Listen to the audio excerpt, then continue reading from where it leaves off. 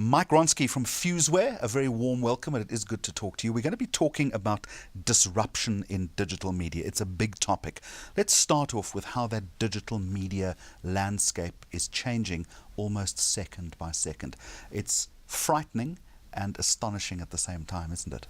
Yeah, absolutely. I run a company called Fuseware where we monitor online market trends. We've been doing so for about 4 or 5 years now, and it's just astounding to see how quickly things have moved and shifted towards digital. And especially, I think, in terms of consumers and how much they're more empowered than ever before through things like social media platforms. It's incredible. To what extent is it really fueling behavioral change, though? Or was that just a myth? I don't think it's a myth at all. I mean, just compare how people interact with each other now compared to 10 or 20 years ago. Nobody could have predicted this sort of change. Social media could not have been predicted. It's changing the way people connect. You know, right now through apps like WhatsApp, we can connect instantly with anybody in the world in real time. If you told someone that 20 years ago, it would have been impossible. And, you know, the $19 billion deal by Facebook shows that there is a definite change in the market and there's real value behind it. And this has direct applicability to brands these days. And that's why we're talking today. Why do brands need to sit up and take notice, and also take notice quickly of this changing landscape? Right. Well, not everyone would agree with me, but I think advertising has never really resonated too well with consumers. There have been really good ads made in the past, but overall consumers want to block them off in any way possible. You know, you see even online people using ad blockers, people use TiVo and fast forward through the ads. They're not engaging. And I think the primary reason is that the ads aren't crafted for the consumers, they're crafted for the brands to promote their products. So my whole premise is that I think people are now engaging with really good quality content as they always have in the past. And brands, I think, are starting to realize that if they create great quality content and editorial that resonates with their audience, they can create much greater engagement that leads to brand ambassadors and eventually obvious sales lift. How do you define great content? I should be asking you that. I know what great content is. My argument is that I don't believe brands are in a position to do that sometimes. They will always default to a position of advertising their own brand or extolling their own virtues. And by definition, that is not great content. Brands in many ways have got to undergo a complete 360-degree mindset change. I understand the necessity to do it. My argument would be they don't know how to do it, or they're not willing to do it.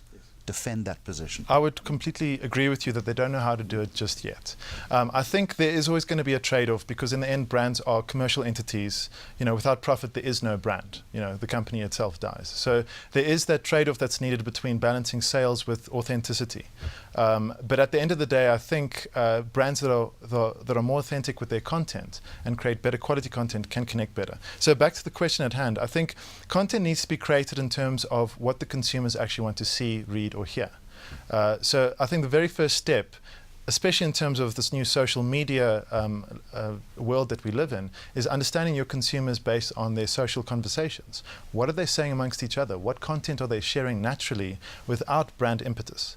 And basically, once you understand your consumers and what content really resonates with them, you can craft a strategy based on your brand positioning on what kind of content you can actually target and create that really makes sense for them.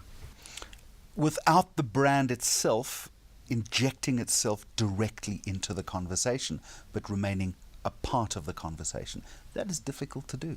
How many brands are really doing that successfully? I would say still fairly few, because remember, it's a mindset shift. And I think the consumer market is shifting a lot quicker than the brand market. You know, brands are always risk averse. So consumers are steamrolling ahead with these new technologies, new ways of connecting, and brands are only now starting to understand there is a need to actually get in there. And you're seeing this, for example, with WeChat, owned by Naspers. Naspers is promoting it left, right, and center with a massive local advertising campaign. And the reason is they want to own that platform for conversation, and they also want to connect brands with consumers on an instant messaging level.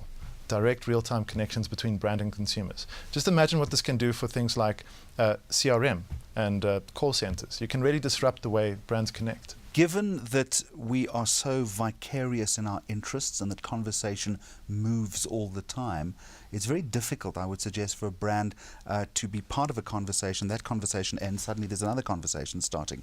It's confusing for brands at this point as well. Yeah. Was that a simplistic interpretation of the way No, you're absolutely right. I mean, if you look at social media conversations, what's hot and hip today is old news tomorrow. But that doesn't change the concept. It just means that the concept's duration is shortened. So we live in a real-time world, and brands need to listen in real time and respond in real time.